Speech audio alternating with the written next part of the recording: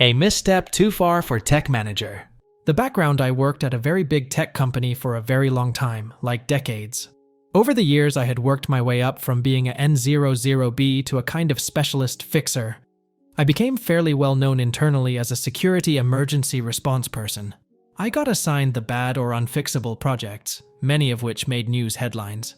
I have many stories that I can never tell publicly, sadly. Suffice it to say that multiple senior vice presidents in various divisions got to know who I was, because I effectively wrangled gnarly and complex problems and herded many intense tech nerds together to resolve big things in multiple divisions over the years. It was so fun. At the time of our story, I was working on a small security team in a product engineering division. It was a somewhat turbulent time, and our team of 8 had weathered multiple reorganizations and had so many manager changes. It was a lot, but we kept our heads down and did the work, and we all got along just fine. Sidebar, and relevant later. One of the better managers assigned to run our team immediately assigned me a huge and complicated and urgently important project to manage.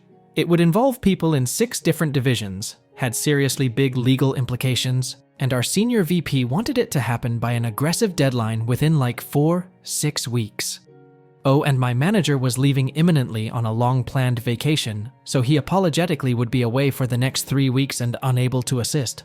The project was to do something big and technical and which had never been done before, so no one was entirely sure how to do it, who all it would require, what steps in what order. Some of the key players had what we gently called difficult personalities.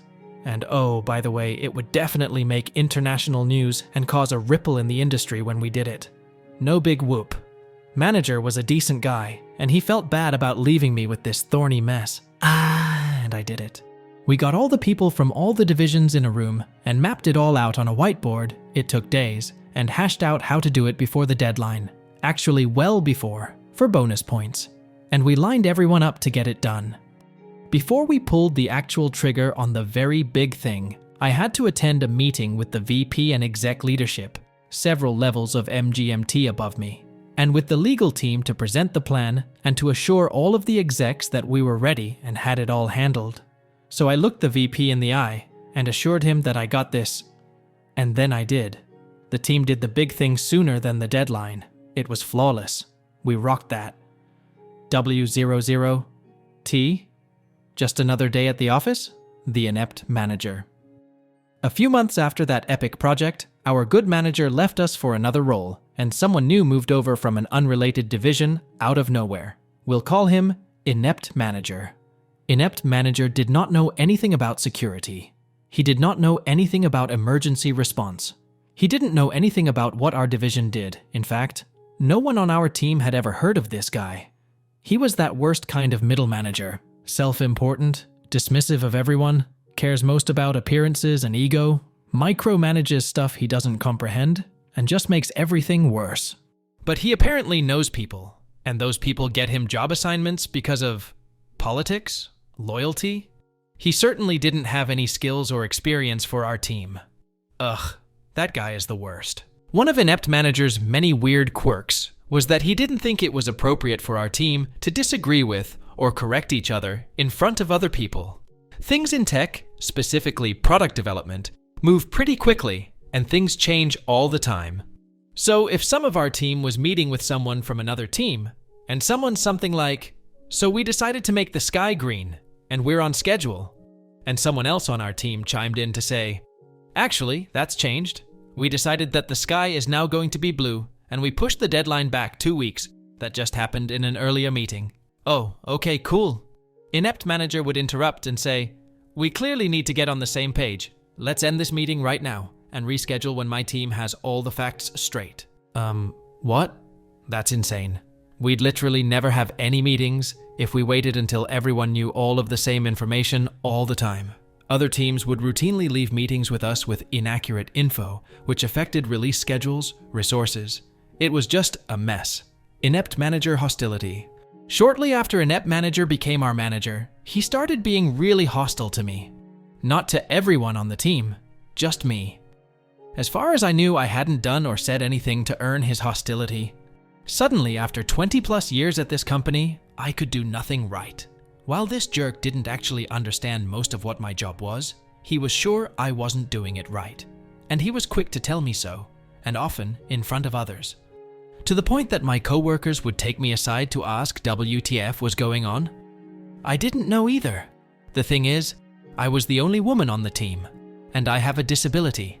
Now I've been through some things working in high tech over those decades. It was very much an old boys club back then. And, meh, I was fine. I'm not one to claim discrimination at the drop of a hat, or for no reason. However, when I was trying to piece together the cause of this dude's hostility, some of his comments were sexist, and not at all subtle. He also didn't like that due to my disability, and frankly, my seniority. I was given one of the few offices with a door on it in our new building. The rest of our team was in open floor plan cubicles, which everyone hated. He was incensed that I, a lowly direct report and woman, got an office and he didn't. I had more seniority than just about anyone, so even without my disability, I'd have scored the office ahead of him. Note that other men in our division got offices too, because again, seniority, and that bothered him less. But I was the only woman on our floor with a door, and I was his subordinate. His ego did not like it, not one bit. He threw a fit about it, repeatedly. There were lots of other things he said. My favorite among them towards the end was him reprimanding me for my bad attitude in a meeting we'd just had. Inept manager had told me beforehand not to say anything during that meeting because he was insisting on sharing incorrect information again and he knew I'd want to correct it. So I sat quietly and kept my eyes on the PowerPoint presentation or the floor nearly the whole time.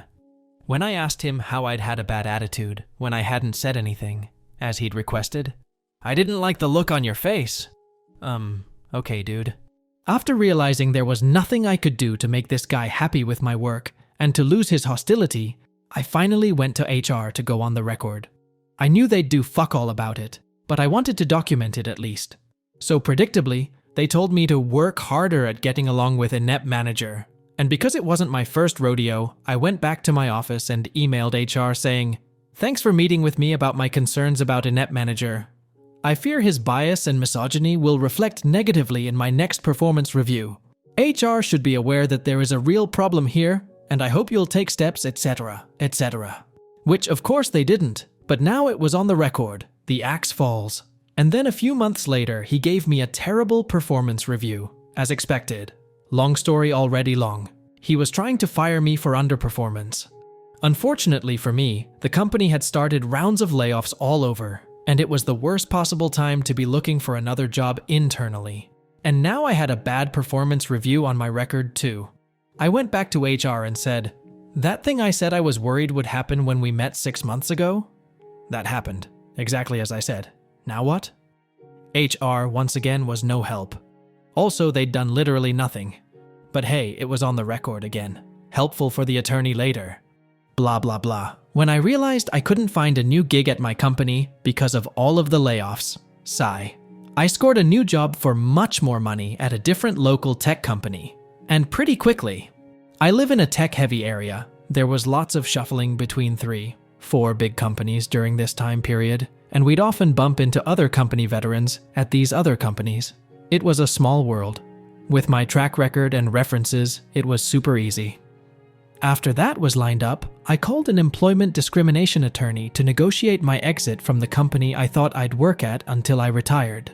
Sad face. Because I had documentation with HR explaining inept manager's misogyny and ableism going back for some time, and because they'd done fuck all about it, and because there were witnesses who confirmed his behavior, they had no leg to stand on.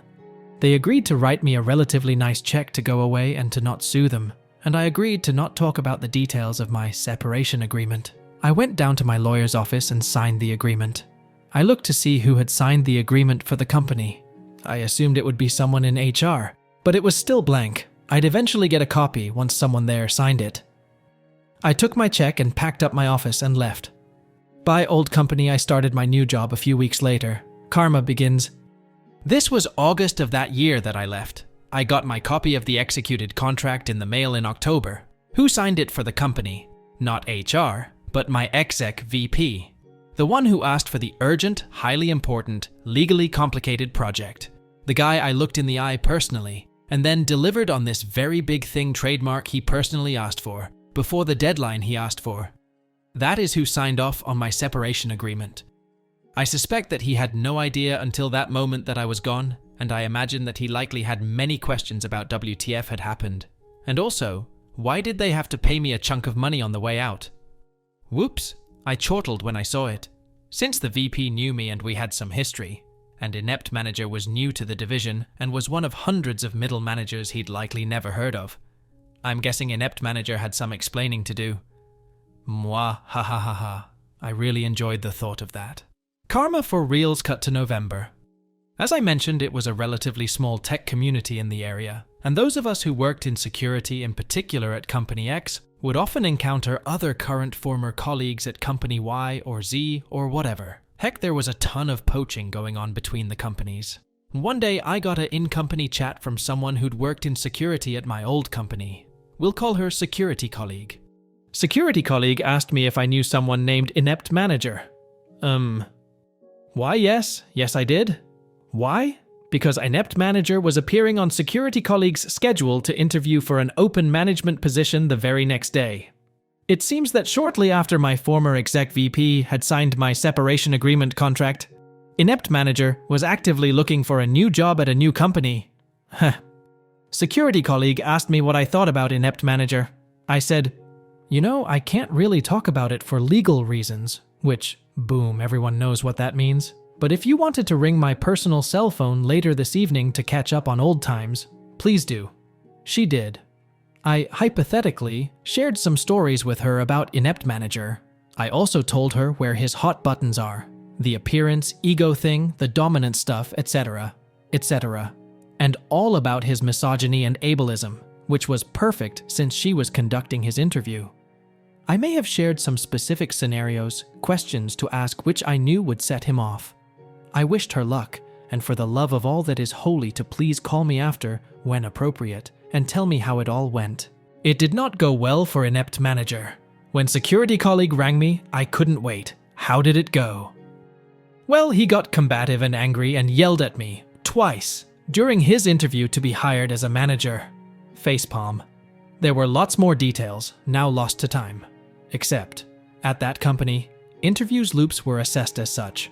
Strong hire for this role hire, but not for this role. Not a good fit for this job, but we like them. No hire ever. Not for any role. Inept Manager's interview was rated that last one. No hire ever. Blacklisted from any job, ever, at one of the biggest tech companies in the world. After being pushed out the door of one of the other biggest tech companies in the world. Derp. Shortly after that, it appeared that Inept Manager moved himself and his wife and kids a few states away to work at a smaller company in another region. It took less than 6 months from when I left my old company for him to be gone as well. Heh. What gets me, still, is that Inept Manager thought I was so inconsequential, so unimportant, that he didn't bother to check and see where I landed after he forced me out of the company I loved. And when he had to look for a job himself shortly thereafter, it also never occurred to him that I'd have connections with, thousands, of colleagues I'd worked with over the years, some of whom could now be working at Company X or Y or Z, where he was interviewing, and where I'd scored a huge raise for myself. To this day, he doesn't know why his interview at Company Y tanked so badly. And since Security Colleague was not legally precluded from sharing stories she had heard through the grapevine about Inept Manager's management problems, it's possible that other of our old security colleagues at Company Z and other companies in this area heard those stories too. Which means he's unlikely to get a job at any major tech company in this area, maybe ever. Definitely not at X or Y, and they are big companies, among the biggest. And it's all because he's an asshole, ableist, misogynist middle manager who underestimated Lil Ol Me.